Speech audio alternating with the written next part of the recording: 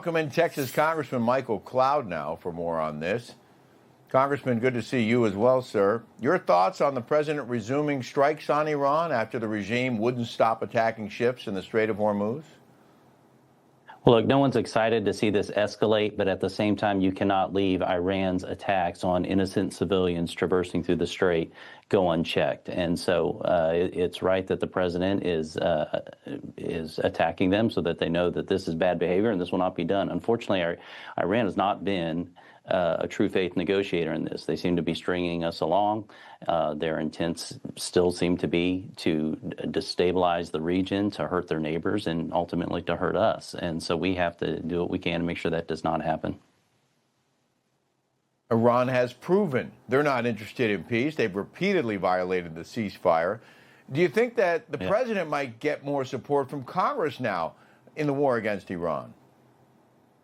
I would hope so. I think there is a lot of support. If you think 6 months ago that we would have said that the president, we would be in a conflict with Iran and the Arab world would be united with Israel in opposing Iran, you would think that was a world that does not exist. Yet President Trump has created this. He's created a coalition. I can only imagine what it takes to hold that together. But we're going forward. And the region does not want Iran to be a destabilizing force. It's not good for the region. It's not good for the peace and prosperity of the families who live there. They're a menace and they're evil. And that regime needs to be taken out. Now, the people of Iran love us and they're great. We want freedom for their behalf, but the IRGC, they're not good faith negotiators at all.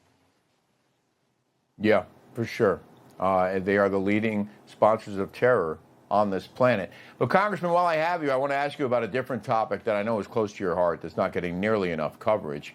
The Biden Infrastructure Investment and Jobs Act mandates all new cars sold in the U.S. come equipped with driver surveillance technology, which basically, as we watch them trip up the stairs, spies on drivers and lets the car's artificial intelligence decide if you're capable of being behind the wheel.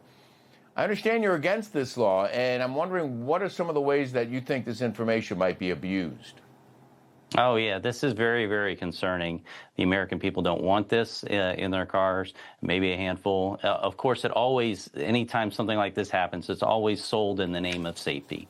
But the reality is constantly we see whatever parameters that are put on, whatever protections for consumer protection of their identity, their data, all those different kind of things, eventually those erode. And so this data that would be collected very potentially would sold to the highest bidder, to insurance companies. Ultimately, if we had another rogue administration like we saw the Biden administration getting into everybody's lives, trying to track their purchases and control their financial flows and all those different kind of things, we do not want to see this happen. And so right now we have the technology to do a lot of things, but we have to make sure we have a moral framework behind it that makes sure that we stop short of what we should be doing. The American people should always know more about what the government's doing than the government does what the American people is doing. And these kill switches are a first step down a dangerous path.